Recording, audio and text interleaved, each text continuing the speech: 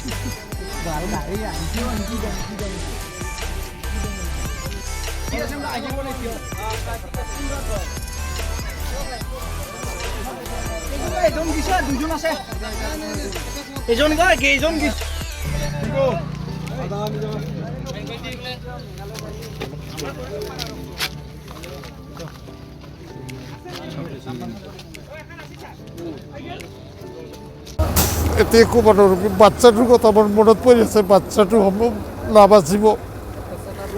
আপুনি গাড়ীখনত আছিলে? মই গাড়ীৰ যাত্ৰী আছিলোঁ, বাছ গাড়ীৰ যাত্ৰী আছিলোঁ। ক'ৰ পৰা ক'লৈ গৈছিল গাড়ীখন? মই যিটো গাড়ীতে আছিলোঁ সেইটো গুৱাহাটী বাছ, গুৱাহাটীৰ পৰা ফকীৰগঞ্জলৈ গৈ আছিলোঁ। তাৰ অপজিটত অটোখন আছিলে আৰু কি, মুখামুখি খুন্দা লাগিছে। কেইজন লোক এজন নিহত হৈছে আৰু তিনিজনৰ অৱস্থা গুৰুতৰ আহত আৰু কি। বাচ্চাটো সম্ভৱতঃ নাবাচিব আৰু কি, এনেকুৱা অৱস্থা হৈছে। বাচ্চাটোৰ কথা মোৰ মনত পৰি আছে আৰু কি, কাৰোবাৰ বাচ্চা। বাছৰ যাত্ৰীসকলৰ একো হোৱা নাই? না, বাছৰ যাত্ৰীসকলৰ একো হোৱা নাই।